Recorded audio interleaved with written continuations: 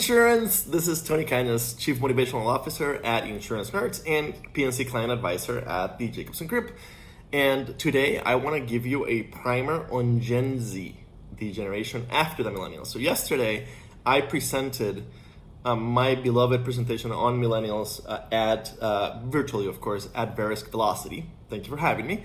And one of the responses, I don't think he watched the actual session, but he replied to a comment I made on LinkedIn about the session.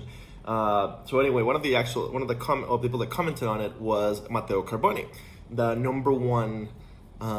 world's number one influencer on insurtech. And so whenever Matteo speaks, I tend to listen. And Matteo's question was basically, why are we still talking about millennials? He didn't put it that way. He basically said, shouldn't we be talking about Gen Zers since the oldest millennials are now about 40? In fact, I'm almost 38. I'm one of the older millennials. And he's right. He's not incorrect, right? We do need to talk about Gen Z.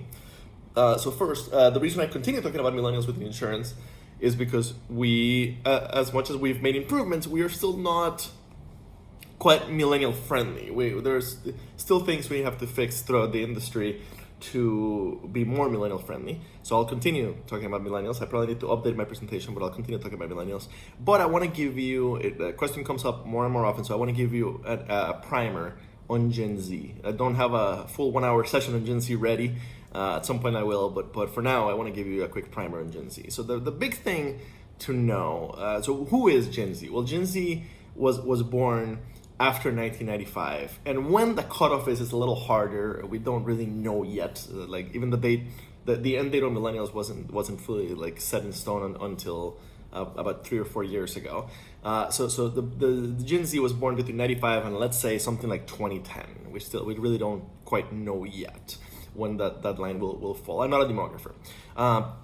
So they are the kids who don't remember the world before 9/11. Basically, that's the big differentiator line between Gen Zers and millennials. And also they have several names. They're called Gen Z. They're called the iGen. They're called the mobile generation. And lately we've heard the name the Zoomer generation. As in Zoom because of COVID, everything being remote Zoom.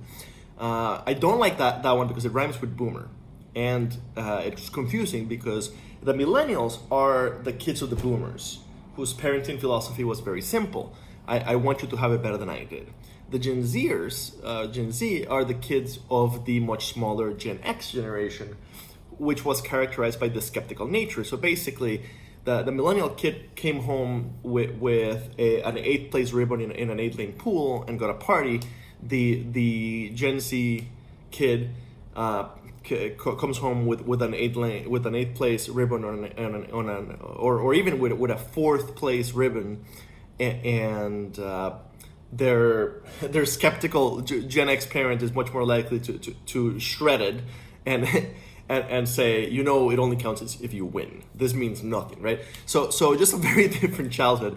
And also the millennials, this is super important, grew up in the 80s and 90s, a time of abundance, of record abundance, and thus we are kind of a spoiled generation, while the Gen Zers grew up during a time of scarcity, during the post 9/11 recession, and during the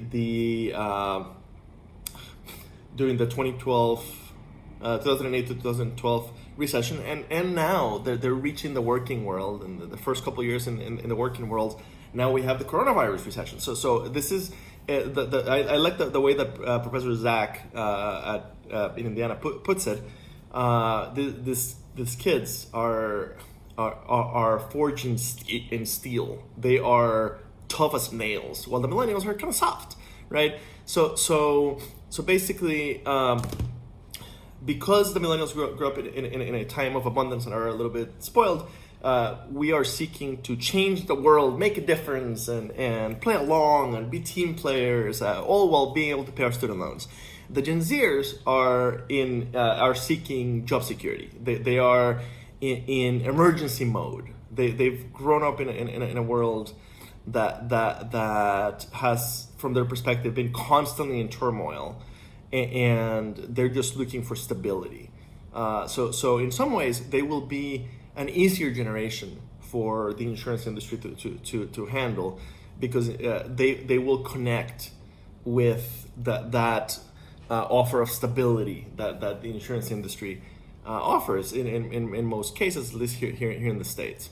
So in some ways, the Gen Zers will be an easier generation to manage. However, number one, you can't just forget about millennials, because there's not enough Gen Zers. Basically, the boomers were 80 million people. Gen X was 60 million. The millennials are really the echo boom, and they're also 80 million, something like 82, 83 million.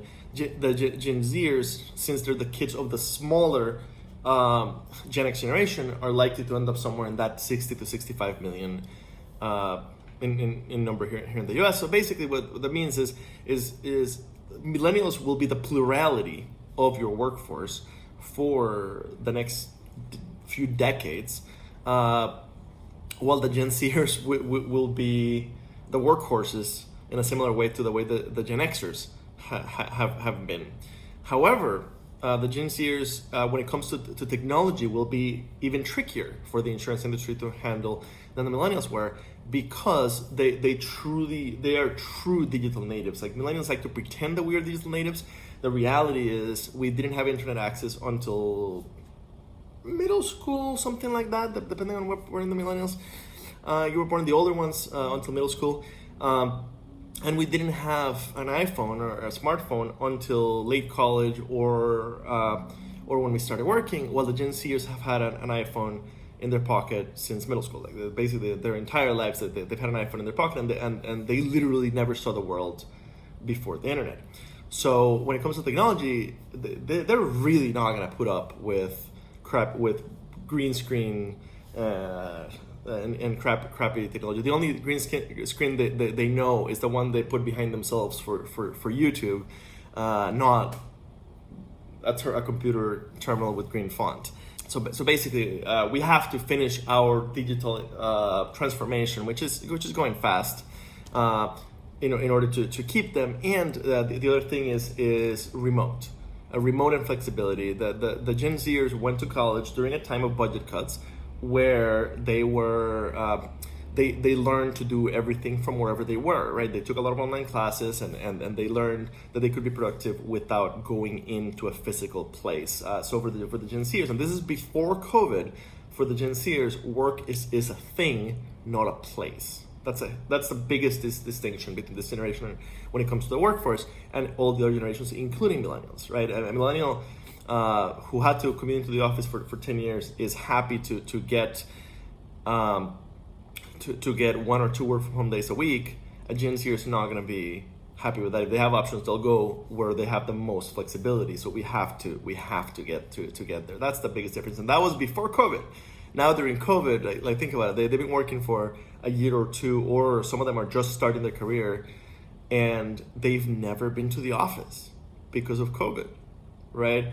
And if their first 6-9 months a year are remote, and then we pull them back into the office, do you think they'll stay? So basically, with the Gen Zers, we're gonna have to get really good at letting them come into the office for training, for team building, for things that strategically it makes sense to come into the office.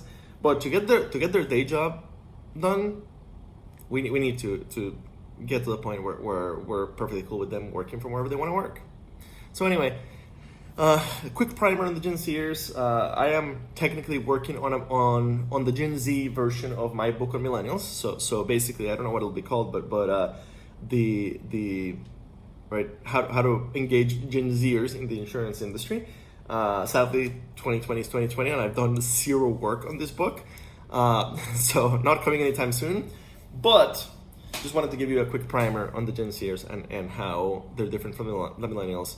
Mateo is right. We do need to focus on Gen Z, but my perspective is we need to focus on Gen Z while at the same time not losing focus on millennials, since they will continue to be the plurality of our workforce for a long time to come. TC, out.